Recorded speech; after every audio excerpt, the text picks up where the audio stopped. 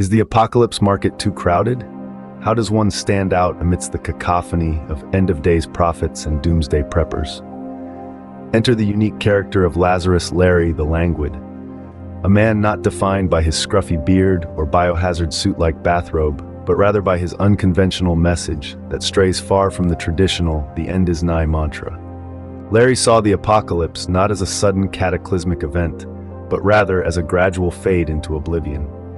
He'd voice his vision with a gravelly tone, likening the universe's fate to a slow, winding-down episode of Seinfeld.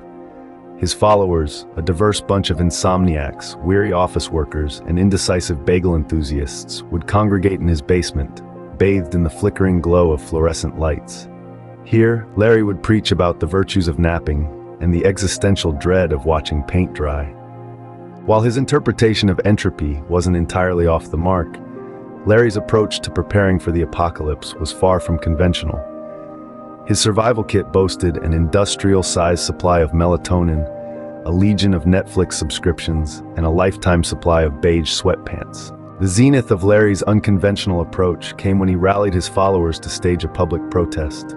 Their symbol of rebellion, a giant inflatable sloth pool float. As they paraded down Main Street, their chant, "Embrace the inevitable, take a nap," echoed through the air, much to the amusement of local news reporters.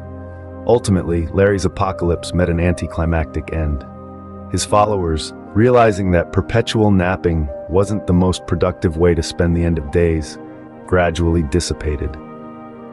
Larry was last seen attempting to sell his Everything's Pointless Emporium, a collection of bizarre memorabilia commemorating the inevitable heat death of the universe. So when the prospect of preaching about the apocalypse crosses your mind, remember Lazarus Larry the Languid.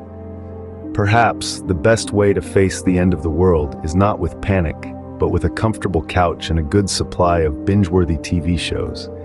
Because what's the point of surviving the apocalypse if there's nothing good left to watch?